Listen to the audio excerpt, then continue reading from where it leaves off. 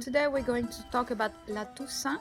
That's the Day of the Dead in France, which is celebrated commemorated on November the 1st. And we've been working with your class and Professor Taylor, and we've seen an increasing number of potted plants, deposited in the front of the tombs in our little Lacoste cemetery. And I cannot wait to go back to see after the first. Yesterday I was driving students in other villages, and we saw many families picnicking outside, and you could see there were several generations. And so that means that we do pause and give a specific time of memory, to remember and to bring back the souvenirs about these,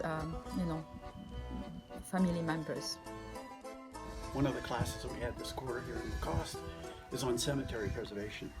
And Lacoste has a beautiful little cemetery just down the hill, and an excellent learning environment. The Lacoste Cemetery is an active one. Locals come here quite a bit. We see the landscape being trimmed, we see the plants being refreshed. And so clearly it's a vibrant, important part of the local community. So it was a great learning experience, and our report, we hope, will provide the community here with some additional information that perhaps they hadn't really thought about or looked at closely.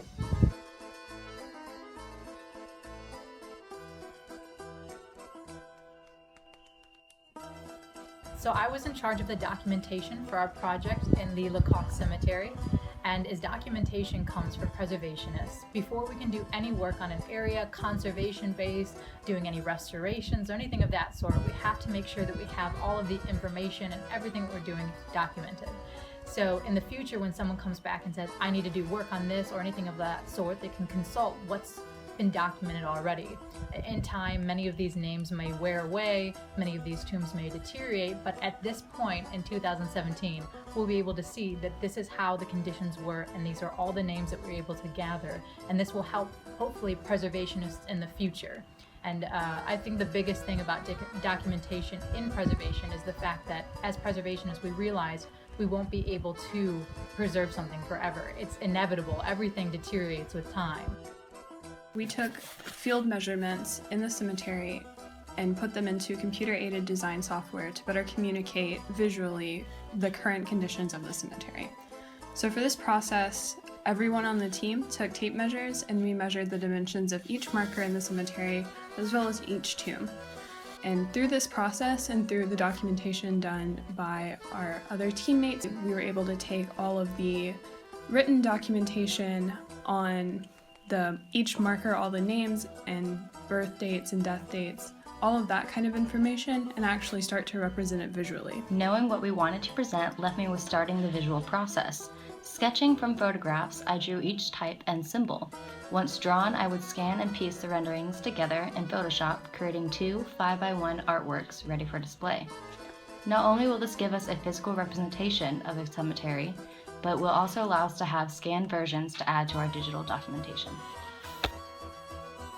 So Macy and I had the task and opportunity of visually interpreting what we've been doing as preservationists.